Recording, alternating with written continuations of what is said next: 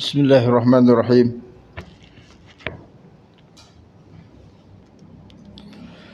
Assalamualaikum warahmatullahi wabarakatuh.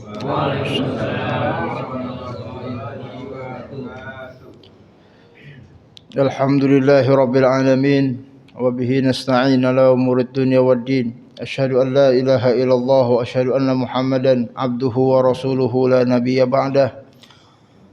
Allahumma salli wa sallim wa barik wa an'im ala habibina wa syafi'ina sayyidina Muhammadin sallallahu alaihi wasallam wa ala alihi wa ashabihi wa man tabi'ahum bi ihsanin ila yaumil qiyamah. Rabbi shrah li sadri wa yassir li amri wahlul 'uqdah min lisani yafqahu qawli. Allahumma anfa'na bima 'allamtana wa 'allimna ma yanfa'una rabbana zidna 'ulumana. Semoga Allah berkenan menambahkan ilmu pengetahuan kita tentang ajaran agama. Semoga apa yang kita simak pada subuh pagi hari ini bermanfaat bagi kehidupan dunia dan akhirat kita. Amin ya rabbal alamin. Yang kami hormati segenap para orang tua kami, para sesepuh, segenap pengurus DKM Masjid Al-Hidayah, bapak-bapak, jamaah salat subuh, keluarga besar jamaah Masjid Al-Hidayah, mudah-mudahan kita semua senantiasa mendapatkan taufik dan hidayah dari Allah Subhanahu wa taala. Alhamdulillah, kembali kita bisa bersilaturahmi dalam taklim rutin dwi pekanan, yang mudah-mudahan dengan apa yang kita laksanakan pada pagi hari ini bisa menjadi bagian dari amaliyah ibadah yang kita persembahkan kepada Allah Subhanahu wa taala, yang insyaallah kelak di akhirat akan bisa kita raih pahalanya secara sempurna. Amin ya rabbal alamin. Jamaah sekalian rahimakumullah, melanjutkan tema fikih kita, masih berbicara mengenai tentang sunnah-sunnah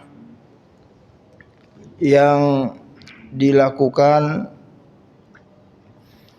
pada saat kita melaksanakan ibadah wudu, dan itu tentu akan menambah pahala kita di sisi Allah Subhanahu wa taala. Kita sampai pada informasi sunnah yang ke-12, ats-tsani asyar, yaitu al-mashu 'alal imamah. Sunnah hukumnya membasuh sorban yang terikat di kepala. Itu bahasa fikihnya adalah al-imamah. Sorban yang diikat-ikat di kepala namanya al-imamah. Bahasa kita apa itu, Pak? Udeng-udeng ya, udeng-udeng bahasa Betawi itu.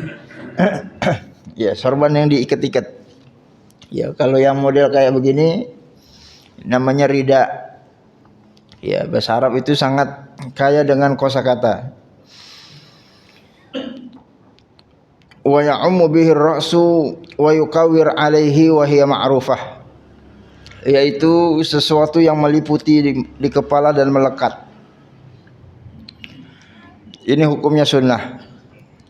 Jadi saudara kita yang pakai imamah, ini biasanya jemaah kita sepertinya ada enggak ini, Pak? Enggak ada ya. Ada mungkin saudara kita dari jamaah tablik, itu pakai imamah. Ya, jangan sampai nanti pakaian-pakaian yang model kita begitu, ya dibilang sesuatu yang tidak ada landasan dan dasarnya. Ya, apalagi ini saya screenshotkan salah seorang ustadz ya. Saya tidak ingin sebut namanya tentu karena bukan untuk itu kepentingan kita. Ya, nanti di sini ada videonya tapi saya tidak setel. Ada seseorang berceramah, kemudian direkam dan diupload di YouTube. Isi ceramahnya mencaci maki orang-orang yang pakai sorban model seperti itu. Ya, katanya sorban-sorban begitu itu enggak ada sunnahnya, enggak ada dalilnya, enggak ada dasarnya. Apalagi Pangeran Diponegoro katanya, yang dililit-lilit di kepala itu nggak pernah ada dalil yang seperti itu. Apalagi kayak sorban model begini, seperti yang dipakai oleh Buya Hamka, katanya pakai serbet model begini. Ya, maka hal yang tersebut tentu terbantahkan dengan realita-realita di dalam pembahasan fikih kita. Ya, jadi salah satu dalil yang menunjukkan kalau pakai imamah itu adalah sunnah, di antaranya adalah dalam fikih wudu dianjurkan kalau kita pakai imamah dibasuh kepalanya dan dibasuh imamahnya. Dan menggunakan imamah itu ada di beberapa wilayah-wilayah negara Islam yang memegang teguh sunnah-sunnah baginda Nabi Muhammad sallallahu alaihi wasallam. Ya, di antara cuplikan video yang saya tampilkan ini, ya, beliau menganggap orang-orang Arab pun tidak ada yang pakai model sorbannya seperti itu. Ya, padahal nanti akan kita tampilkan, ya mungkin Arab mana yang dia maksud, padahal ada sebagian orang-orang Arab yang ingin memakai pakaian yang seperti itu, imamah sorban yang dilihat di kepala, untuk mengikuti sunnah Rasulullah sallallahu alaihi wasallam. Dan slide yang sebelumnya yang tadi kita tampilkan itu adalah ya museum muthaf peninggalan baginda Rasulullah sallallahu alaihi wasallam, yang mana salah satu sorban Rasulullah diikat di kepala, dan itu adalah sunnah Rasulullah sallallahu alaihi wasallam. Ya, maksud yang ingin kita sampaikan dalam mukaddimah kajian kita pada pagi hari ini, ya jangan sampai seseorang yang ingin menjalankan sunnah lalu kemudian dicaci maki hanya gara-gara dia tidak menjalankannya. Iya. Jadi kalau kita tidak mau menjalankan sunnah, ya jangan dicaci maki. Kalau kita belum mampu menjalankan sunnah, jangan disalah-salahkan. Apalagi kalau belum sampai membaca literasi, referensi-referensi dalam kitab-kitab yang ditulis oleh para ulama. Ya persis tentang urusan masalah jenggot tempo hari, Pak ya. Ya, ada sebagian orang yang mencaci maki jenggot. Ya, padahal jenggot itu adalah bagian dari sunnah baginda Nabi Muhammad sallallahu alaihi wasallam. Urusan orang mau jenggotan atau tidak jenggotan itu urusan masing-masing. Karena ini perkara sunnah, dilakukan dapat pahala, tidak pun tidak berdosa. Ma yusabu ala fi'lihi wa la yu'aqabu ala tarkihi. Tapi pada saat kita tidak jenggotan lalu menyalahkan orang yang jenggotan, itu adalah sesuatu yang keliru. Karena yang disalahkan itu ada dasar dan ada dalilnya, yang mungkin orang tersebut belum sampai dalil-dalil tersebut, sehingga jangan sampai keterbatasan ilmu kita menyalahkan praktek amaliyah yang dilakukan oleh orang lain. Bukan itu Islam diajarkan oleh baginda Rasulullah sallallahu alaihi wasallam. Ya, mudah-mudahan ini bagi kita menjadi pelajaran yang sangat berharga. Ya, hati-hati saat berbicara, ya apalagi mengolok-olok para ulama, para pahlawan-pahlawan, pemakaian sorban yang itu dipakai oleh sebagian kaum muslimin, terutama para ulama-ulama. Ya, banyak di antara para guru-guru kita, para ulama kita yang pakai sorban diikat di kepala. Ya, A'agim itu pakai ikat di kepala. Ya, Habib Rizik itu pakai sorban diikat di kepala. Itu para habaib keturunan Nabi, ngapain mereka pakai sorban diikat di kepala? Ya, karena meyakini bahwa itu adalah bagian dari sunnah Rasulullah sallallahu alaihi wasallam. Dan ini juga ya bagian dari satu fakta. Jangan pernah kita merasa orang yang paling sunnah. Ya padahal ya pakai sorban saja kita belum mampu untuk mengikuti apa yang dilakukan oleh baginda Rasulullah sallallahu alaihi wasallam. Ya masing-masing kita tentu memiliki kekurangan. Mudah-mudahan kekurangan ini bisa disempurnakan. Yang terakhir tentu saling menghormati antara sesama kaum muslimin yang sudah menjalankan sunnah, tidak mencela orang yang belum menjalankan sunnah. Ya, dan orang yang belum menjalankan sunnah tidak boleh mengolok-olok orang yang menjalankan sunnah baginda Nabi Muhammad sallallahu alaihi wasallam. Sehingga di dalam kehidupan kita bermasyarakat, bersosial dengan kaum muslimin, yang ada adalah rasa cinta satu sama lain, saling mendoakan dalam kebaikan, tawasau bil haqqi wa tawasau bis sabri, menasihati di dalam kebenaran. Ya mudah-mudahan nanti kita semua kelak akan bisa kembali berkumpul bersama di surganya Allah Subhanahu wa taala, masuk surga semuanya dengan rahmat dan kasih sayang Allah Subhanahu wa taala. Amin ya rabbal alamin. Baik jamaah sekalian rahimakumullah, kita lanjutkan informasinya. Adapun terkait dengan membasuh sorbannya ini ada teknis yang berbeda dalam perspektif fikih mazahib. Ya, kalau kita ngikut pendapatnya mazhab Imam Syafi'i, ya boleh saja sorban yang sudah diikat di kepala itu ya tidak perlu dicopot, tidak perlu ditanggalkan, cukup dibasuh bagian kepalanya saja yang ditutup dengan sorbannya itu. Ya kan kalau sorbannya ketutup diikat begitu, ya maka kalau dicopot susah, khawatir masangnya susah, maka silakan wudu, ambil airnya, usap, apanya yang diusap? Sorbannya itu yang diusap. Ya, jadi boleh wudu membasuh sorban yang mengikat di kepala. Ya karena kan dalam fikih dasarnya yang dibasuh adalah kepala. Cuman karena kepalanya ditutup sama sorbannya, maka boleh kita basuh sorbannya. Ya jadi kalau ada saudara kita yang wudunya model seperti itu, maka berarti dia mengikut dalam mazhab Imam Syafi'i. Ya dalil-dalilnya tentu sudah kita sampaikan. Kalau Imam Malik ya berpendapat, ya pasti itu ada landasan dan dalil-dalil yang tertulis di dalam kitab-kitab mazhab Imam Maliki.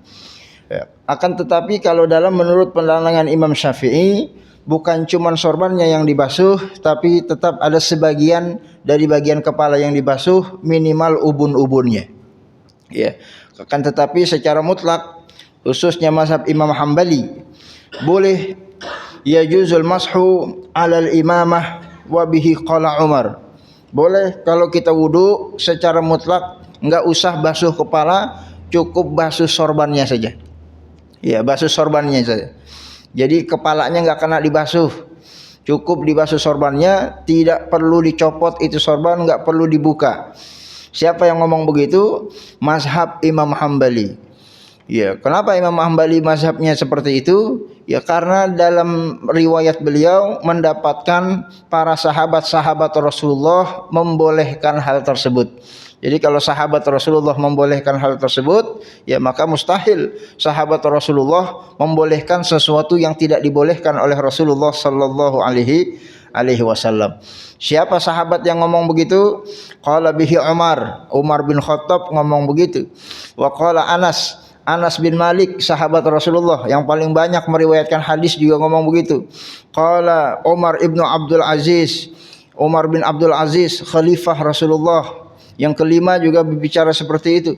Wal Hasan wa Qatadah wal Auza'i, ulama-ulama ya generasi-generasi setelahnya, para tabi'in dan tabi'ut tabi'in, imam-imam besar, Hasan al-Basri, Imam Qatadah, Imam Auza'i juga meriwayatkan hal tersebut.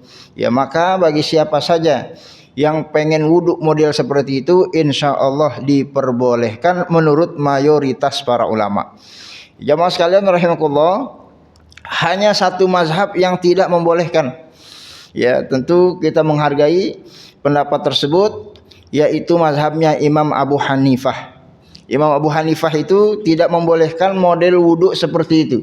Ya kalau pengen wudhu ada sorban yang melekat di kepala, maka sorbannya itu harus dicopot. Ya kenapa? Karena apa sulitnya? Ya nyopot sorban, begitu Pak ya. Ya apa sulitnya nyopot sorban? Silakan wudhu, basuh kepalanya, nanti dipakai lagi. Ya karena inilah li'annahu la haraja fi naz'iha. Jadi satu-satunya alasan yang disampaikan oleh Imam Abu Hanifah yang tidak membolehkan wudhu menggunakan sorban, ya karena sulit untuk, ya tidak ada sulitnya untuk ditanggalkan. Ya dan tentu saja ya mungkin Imam Abu Hanifah belum pernah melihat ada orang yang pakai sorban yang kalau dilepas itu sulit dipasangnya. Ya makanya kita tampilkan gambar Ya, bagaimana misalnya ada sebagian orang yang model pakai sorbannya begini. Ya, ini kalau dia wudhu, kalau dia muslim, ya maka ya sulit apa enggak ini dibuka ini, Pak? Ya, sulit masangnya. Ya, maka ya tentunya mazhab jumhurul ulama tadi mayoritas tentu lebih ya rasional pada saat kita jalankan, apalagi ada dalil-dalil tadi yang disampaikan dari sahabat-sahabat Rasulullah sallallahu alaihi wasallam. Baik, jamaah sekalian rahimakumullah, ya tentu ada anggapan ini kan orang India pakai sorban begitu. Ya apalagi tadi ada informasi dari ulama yang tadi ustadz yang ceramah katanya pakai sorban model begini tidak ada ya di kalangan para orang-orang Arab yang tinggal di sekeliling kota Mekah, Madinah dan beberapa wilayah-wilayah Arab lainnya. Oleh karena itu maka kita tampilkan beberapa foto orang-orang Arab. Ya, sambil kita memberikan informasi bahwa yang dimaksud dengan sorban itu adalah kain yang mengikat melilit. Ya, tidak termasuk nanti peci, kopiah dan songkok. Ya, jadi kalau kita pakai peci wudhu, ya dilepas pecinya. Jangan pecinya kita pakai kemudian Nabi aja sorbannya nggak dicopot. Ya, karena peci itu berbeda dengan sorban imamah yang dimaksud. Karena imamah itu mengikat. Ya mengikat, melekat. Kalau peci ini kan bisa dibuka, gampang. Habis itu, habis wudhu pakai lagi. Termasuk jamaah yang pakai pet, jamaah kita yang pakai baret, yang pakai songkok dan lain yang semisalnya, termasuk yang pakai kupluk. Ini tidak masuk ke dalam kategori imamah. Karena tadi di depan kita sudah definisikan imamah. Imamah itu adalah mayukawir, yang dililit-lilit, melekat di kepala, yang itu adalah sesuatu yang ma'ruf. Ya biasa diketahui oleh tradisi masyarakat Arab. Ya jamaah sekalian rahimakumullah, ini foto orang Arab yang pakai sorban di kepala. Ya, foto siapa itu Pak? Ya foto ana emang. Ya ini waktu dulu wisuda itu di sampingnya adalah guru saya pembimbing skripsi, namanya Dr. Usman Mahdi. Ya jangan disangka ini Ustadz Usama bin Laden ini. Ini mirip aja Pak, mirip. Ya beliau ya orang Arab, ya dosen di Sudan, doktor, ahli tafsir. Ya beliau ya ini pakaian model seperti ini, sorban dililit-lilit. Ini biasa dalam tradisi masyarakat Sudan. Ya jamaah sekalian, yang pakai model rambut kepala begini dililit-lilit sorban di kepala, ini bukan cuman para dosen, bukan cuman para ustadz, bukan cuman para ulama. Ya bahkan di sana itu Pak, ya supir bajai, mohon maaf profesi, tukang sayur. Ya kalau di Arab itu yang dagang sayur laki-laki, beda dengan kita ibu-ibu. Ya tukang sayur itu pada pakai sorban dililit begitu. Biasa, itu tradisi masyarakat. Ya ini untuk apa saya tampilkan foto ini? Untuk menunjukkan bahwa celaan ya ustadz tersebut yang berbicara nggak ada orang Arab yang pakai sorban model-model lilit-lilit, itu adalah dusta dalam informasi agama. Ya kalau memang dia memang belum pernah menyaksikan hal tersebut. Ya makanya sekali-kali buka cakrawala, buka wawasan. Ya dan itu bukan hanya di negeri Sudan saja tempat saya menimba ilmu. Ya bahkan saya pergi ke Yaman. Ya ini foto saya di Yaman. Ya orang Yaman jangankan yang besar, anak kecil pun pakai sorban diikat-ikat di kepala. Ya pernah lihat nggak Pak orang Yaman pakai sorban begitu?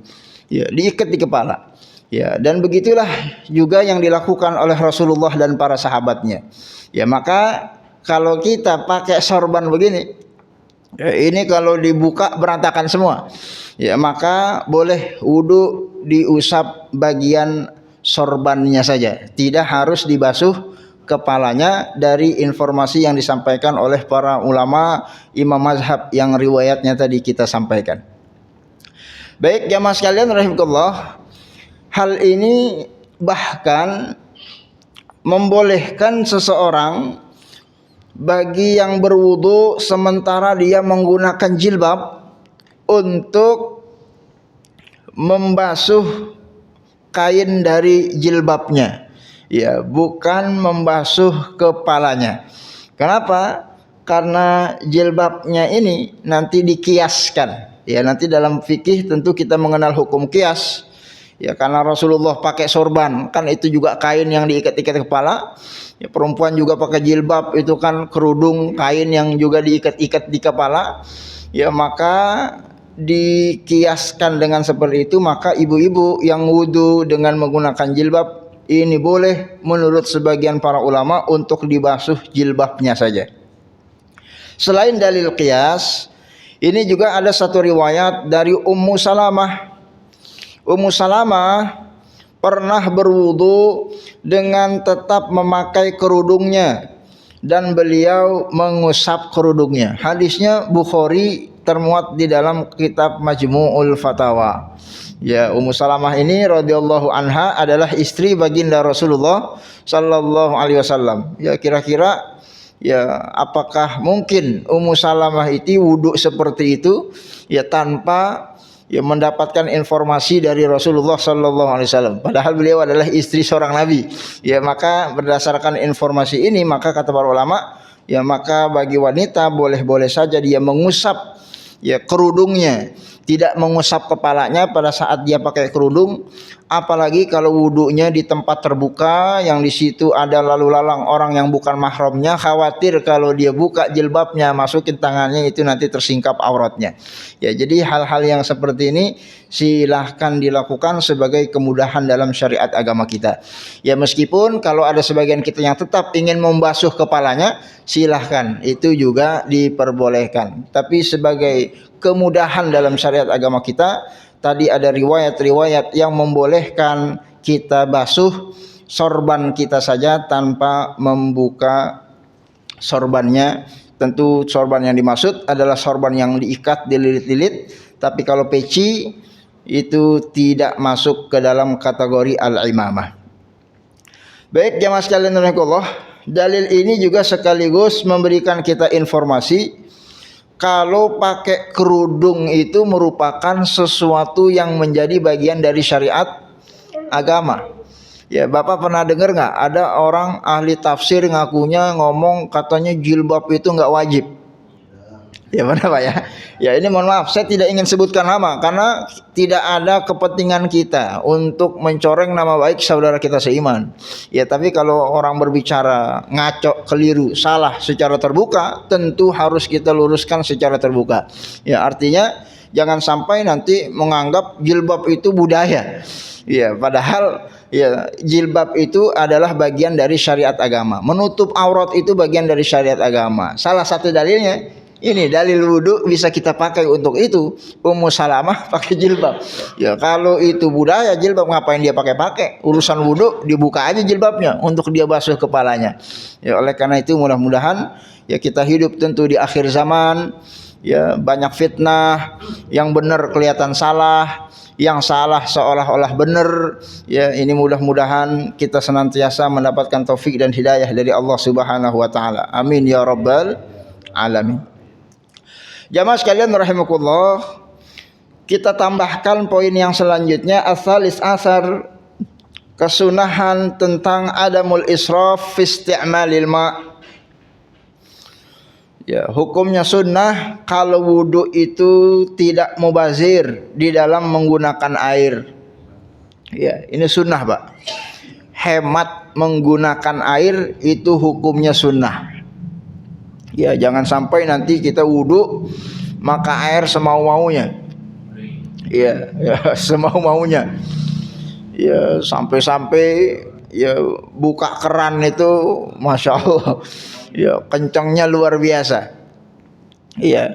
Ya, jamaah sekalian rahimakumullah, kalau kita wudu buka keran secukupnya, kerannya dibuka. Ya, kerannya dibuka secukupnya. Ambil airnya, ya jangan gede-gede bukanya.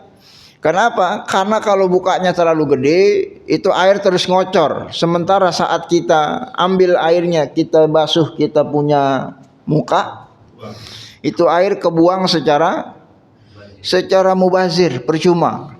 Ya, dan tentu dalam agama kita sangat tidak disarankan melakukan sifat-sifat kemubaziran. Innal mubazirina kanu min ikhwani syayatin. Bahkan itu salah satu sifat yang dekat dengan setan. Ya, makanya jamaah sekalian, kalau kita wudu ya buka keran secukupnya. Ya, ini kadang kagak buka keran kan sampai full. Kalau belum full, belum diberhenti itu diputer. Bahkan udah full kadang masih diputer aja. Ya makanya rahasianya ini banyak keran masjid yang pada rusak. Ya kenapa? Jemaah kita kadang bukanya terlalu full. Ya karena ini adalah sesuatu yang perlu kita jalankan. Karena sunnah Rasulullah itu luas, bukan cuman teknis wudunya saja, tapi menggunakan airnya pun itu menjadi bagian yang dicermati oleh para ulama tentang menjalankan sunnah Rasulullah sallallahu alaihi wasallam.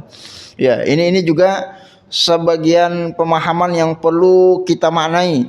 Ya, banyak orang melihat sunnah itu sesuatu yang hanya secara kasat.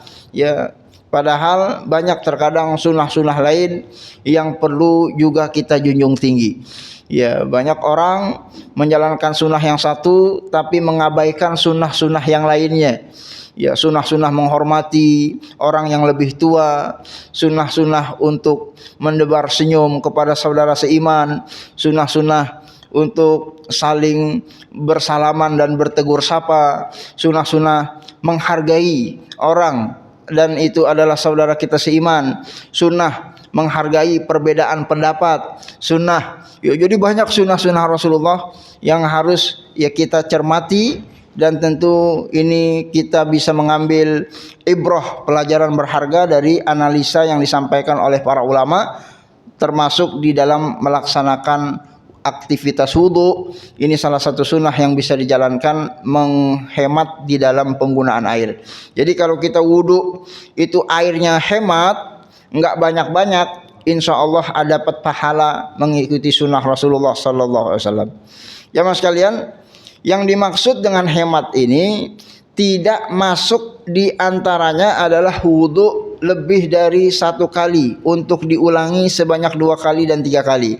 Karena di bab sebelumnya kita sampaikan ya melebihkan wudu itu sekali, 2 kali sampai 3 kali ini adalah bagian dari sunnah Rasulullah sallallahu alaihi wasallam. Jadi maksudnya jangan sampai atas nama dasar hemat menggunakan air kita wudu cuma sekali. Ya, cuci muka cuma sekali. Kenapa cuma sekali? Hemat menggunakan air.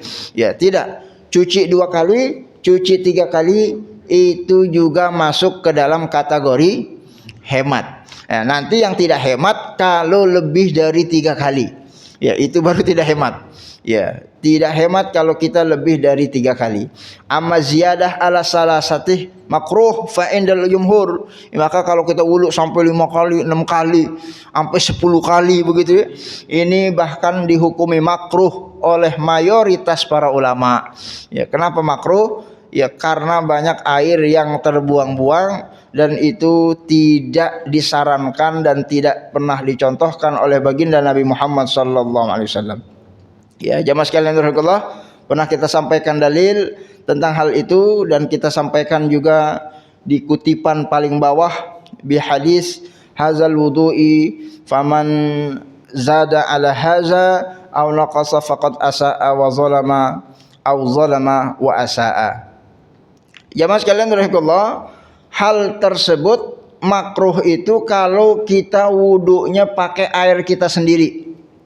Jadi kalau kita di rumah wudu pakai air yang kita punya sendiri, listriknya kita yang bayar sendiri, makruh hukumnya wudu lebih dari 4 kali, memubazirkan air, itu makruh hukumnya.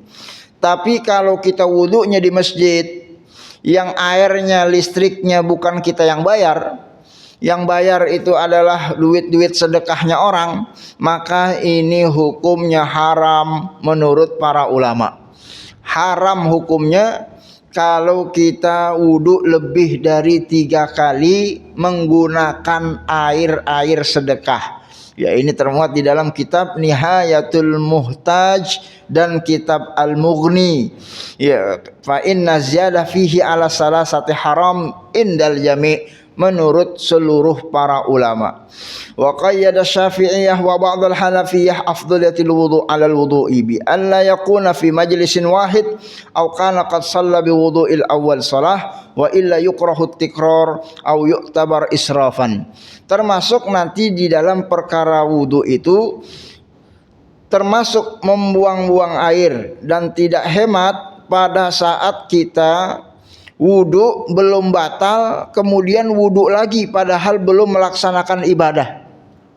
Ya, seseorang wudu enggak ngapa-ngapain, enggak lama wudu lagi. Ya, enggak ngapa-ngapain, enggak lama wudu lagi. Ini masuk ke dalam kategori israf.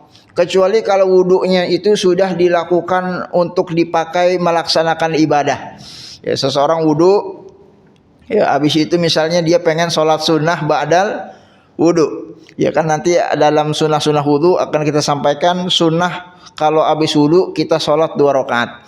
Ya, habis itu dia pengen membaca Quran, pengen zikir. Ya karena kan sunnah hukumnya orang yang pengen baca Quran, pengen zikir dalam keadaan berwudu. Nah, habis itu dia pengen wudu lagi meskipun nggak batal, maka itu adalah sesuatu yang disunnahkan. Ya, tapi kalau nggak ngapa-ngapain, baca Quran kagak, sholat kagak, zikir kagak, ya kemudian dia wudu lagi, ini masuk ke dalam kategori israf di dalam menggunakan air. Wasti'malul ma aktsaru mimma yakfihi. Ya, termasuk ya makruh hukumnya menggunakan air secara berlebihan. Iya, ini secara mutafak Pak ya, seluruh mazhab ala anna ma yujiru fil wudu'i wal ghusli ghairu muqaddar bi miqdarin muayyan. Ya, kalau ada orang wudunya kelebihan airnya. Ya, kemarin kita wudu kalau kepala itu cuman cukup dibasuh kan sebenarnya sudah sah. Ya, basahin tangannya, usap kepalanya. Ya, ini kadang kerannya dibuka gede, kepalanya ditaruh di bawah keran. Ya, sehingga basah dia punya kepala. Ya, ini adalah salah satu contoh wudu yang menggunakan mubazir. Hukumnya makruh kalau wudunya di rumah. Tapi kalau wudunya di masjid itu ada duit orang bersedekah maka hukumnya haram. Ya, yang bilang haram bukan saya tadi. Saya cuma mengutip pendapat para ulama yang termuat di dalam kitab Al-Muhtaj dan kitab Al-Mughni. Wa naqala Ibnu Abidin al-ijma' ala zalik. Karena yatawaddu bil mut, dan ini bahkan diinformasikan dari ulama yang bernama Ibnu Abidin, ini sudah menyerupakan satu ijma'. Jadi seluruh ulama itu sepakat. Ya, kalau duitnya duit orang kita pakai secara berlebihan, ini hukumnya haram. Ya, apalagi dalam urusan wudu, Rasulullah itu dalam riwayat, nah ini kita sebutkan riwayatnya yang digaris bawahi, kelihatan Pak ya. Karena Rasulullah sallallahu alaihi wasallam yatawaddo bil mud, adalah Rasulullah sallallahu alaihi wasallam kalau wudu itu seberapa banyak air yang digunakan? 1 mud. Ya, 1 mud semana tuh Pak? 1 mud itu bukan 1 periuk, 1 ini Pak. Kalau 1 gayung masih kebanyakan. Ya, gayung kita kan ada juga gayung yang gede itu ya. Ya banyak juga airnya. 1 mud itu kalau tangan pria dewasa ditempelin, kemudian ngambil sesuatu ini yang penuh di tangan, ini namanya 1 mud. Ya, jadi tangan ini kalau dituang ke air, ada nggak segelas itu Pak? Ya, ya tangannya tangan Rasulullah yang gede Pak ya, yang gede. Kalau tangan saya mah kecil, nggak ada. Ya tentu ya sekira-kira itulah. Ya nanti ulama mengkonversi berapa 1 mud itu kalau ukuran kita zaman sekarang. Karena zaman dulu itu ukurannya pakai mud, ukurannya pakai sok. 1 sok itu 4 mud. Ya Rasulullah itu kalau mandi pakai air 4 mud 1 sok. Ya segitu mandinya Rasulullah sallallahu alaihi wasallam. Saking hematnya di dalam menggunakan air. Ya apalagi di zaman dulu, ya di zaman Rasulullah, apalagi di Arab, ya ini padang pasir, tandus, nggak ada air. Air adalah sesuatu yang sangat berharga. Apalagi sumur-sumur masih jarang. Ya sumber-sumber air, maka menggunakan air adalah sunnah dengan cara yang berhemat.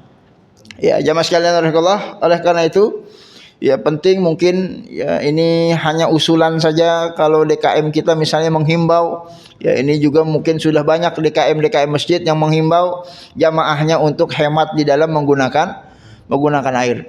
Ya ditempelin di dinding-dinding tempat wudu, hematlah dalam menggunakan air. Kalau perlu dikasih hadisnya.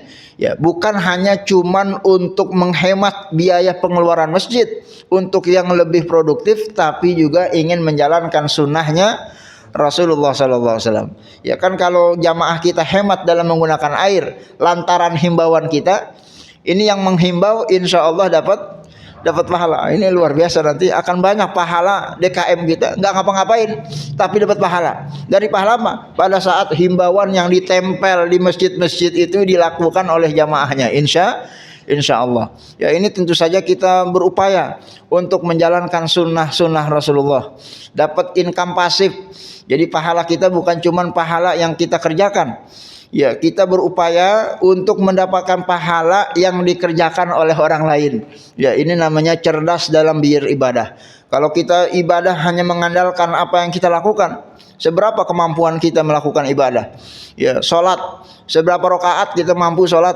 Baca Quran, seberapa juz yang sanggup kita baca? Ya, tapi kalau kita berupaya untuk mencari income pasif di dalam beribadah, man dalla ala khairin falahu ajruha wa ajru man amila biha. Ya, menghimbau orang lain untuk melakukan ibadah, saat himbauan kita itu diterima dan dijalankan oleh orang tersebut, insya Allah kita kecipratan pahalanya. Amin ya rabbal alamin. Oleh karena itu hal ini mudah-mudahan ini bisa bagian dari upaya-upaya yang bisa kita lakukan. Ya, jamaah sekalian, ini saya kutipkan konversi satu sok dan satu mud ya. Satu sok itu 4 mud. Rasulullah wudu pakai 1 mud, mandi pakai 1 sok. Berapa 1 mud? 1 mud ini kalau menurut mayoritas para ulama sekitar 0,687 liter. Ya, dibulatkan 0,7 liter. Enggak sampai 1 liter. Ya, berarti ada enggak segayung itu, Pak Ji? Ya enggak ada, segayung kita kan gede itu, lebih 1 liter. Ya kalau mudnya Imam Hanafi ini lebih banyak 1,03 liter. Ya ini kenapa perbedaan hitungan ya, karena memang nanti ada peninggalan sejarah masa lalu. Ya jadi ada ukuran. Ya kalau zaman kita mungkin hari ini ada literan. Ya di zaman Nabi ada mudan. Ya mudan itu yang ada di museum lalu kemudian dihitung, dan ini hitungan yang disampaikan oleh mayoritas para ulama. 1 mud ya 0,7 liter. Artinya kita wudu ya menggunakan air yang tidak lebih dari 1 liter, ini merupakan bagian dari sunnah Rasulullah sallallahu alaihi wasallam. Ya, jamaah sekalian, mungkin sebagian kita bertanya, ya emang bisa wudu enggak kurang dari 1 liter itu? Ya ini ada demonstrasi wudu yang disampaikan oleh sebagian para ulama. Ya ini karena waktu terbatas, tentu nanti Bapak jamaah sekalian bisa lihat saja di YouTube ya, sudah banyak itu para ulama yang mendemonstrasikan wudu pakai segelas air.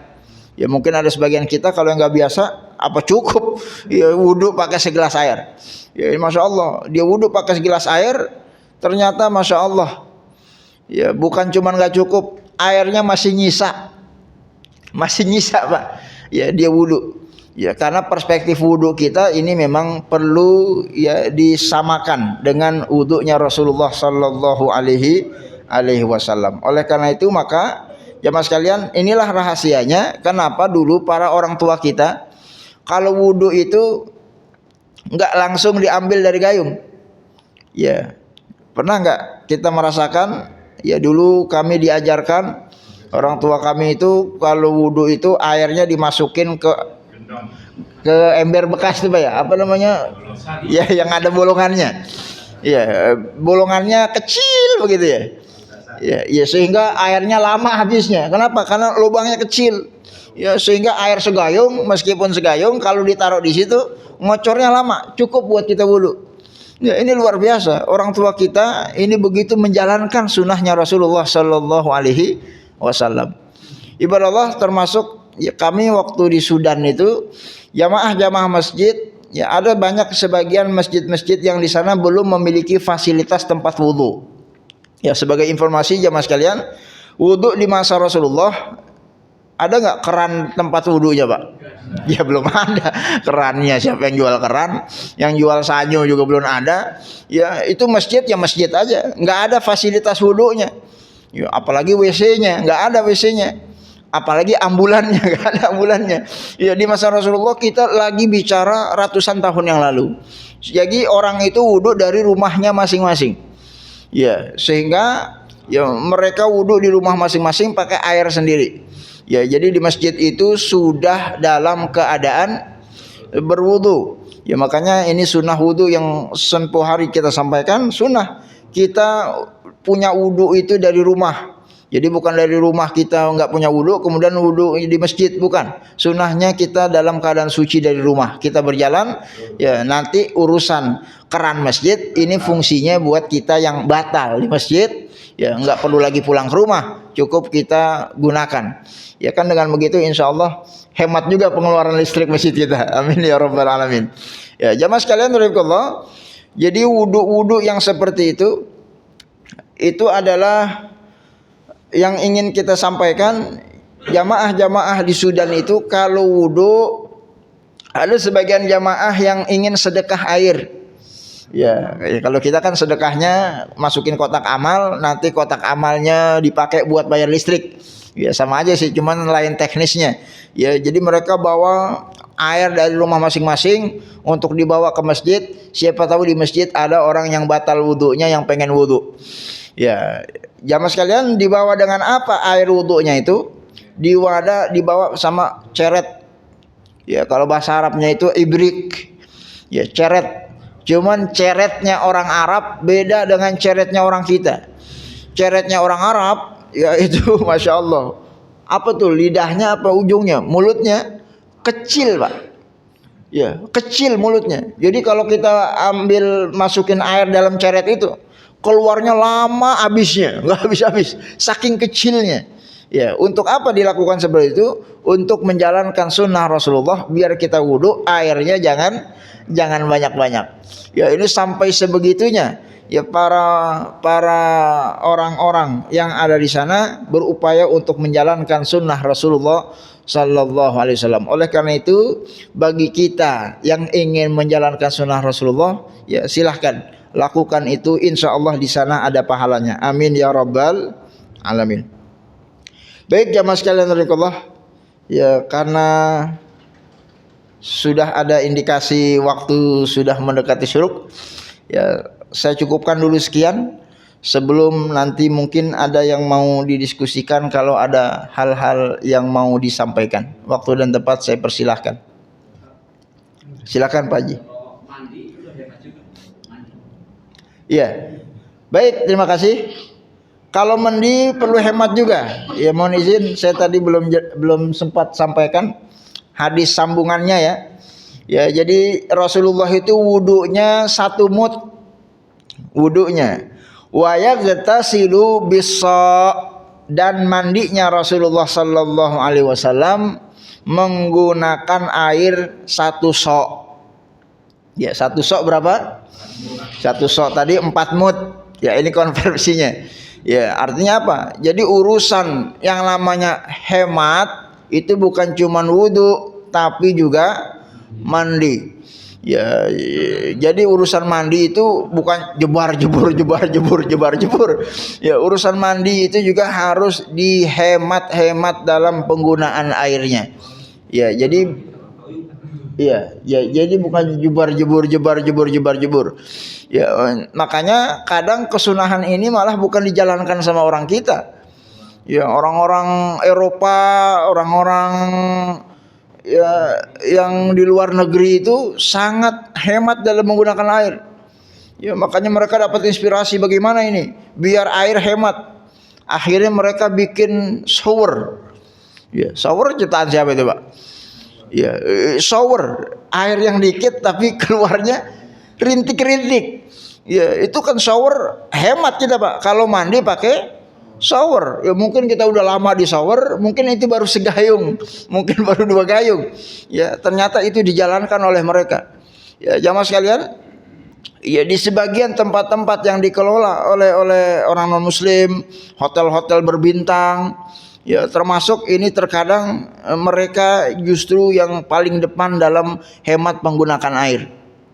Ya, jamaah sekalian, kemarin itu waktu saya ke Australia, saya terpana banyak rumah di sana itu listriknya itu otomatis nyala kalau ada orang.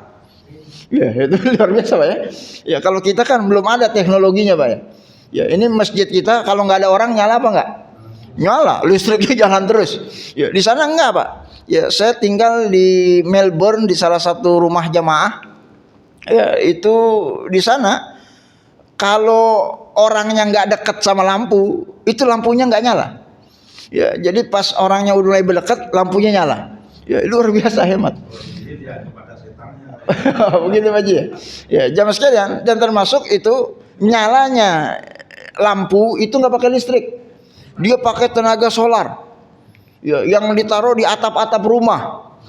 Ya, jadi kalau siang kan pasti panas. Ya, itu diisi sama matahari.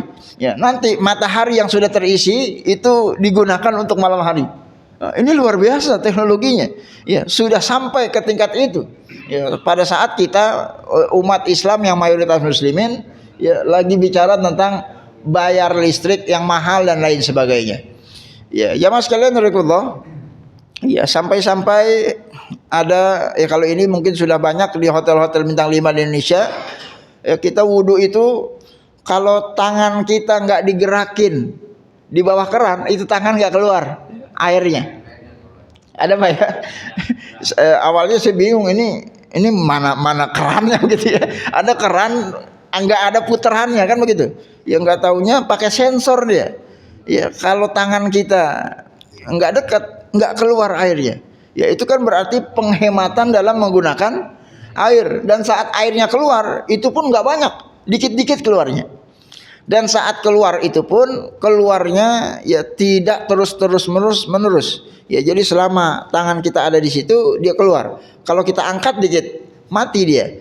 Ya jadi teknologi yang seperti ini upaya untuk hemat dalam penggunaan air justru malah dijalankan oleh orang-orang yang mungkin belum beragama Islam. Ya oleh karena itu ya inilah terkadang mungkin ajaran agama Islam itu perlu diaplikasikan di dalam kehidupan. Mudah-mudahan kita semuanya bisa berupaya untuk menjalankan sunnahnya Rasulullah.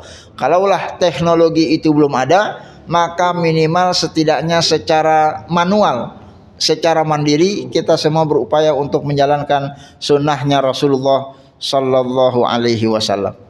Ya mungkin demikian Pak Haji. Cukup? Cara mandinya, masya Allah. Ya, nanti cara mandinya ada dalam fikih ghusl. Kita lagi bicara tentang fikih wudu. Ya nanti kalau selesai fikih ghusl wudu, kita akan lanjutkan dengan fikih mandi. Apa yang dimaksud dengan mandi? Ya karena mandi kita ini harus diluruskan juga perspektifnya. Ya, yang dimaksud dengan mandi apa? Ada rukunnya, sebagaimana juga rukun wudu. Ya, yang nanti dalam bab mandi ini hati-hati.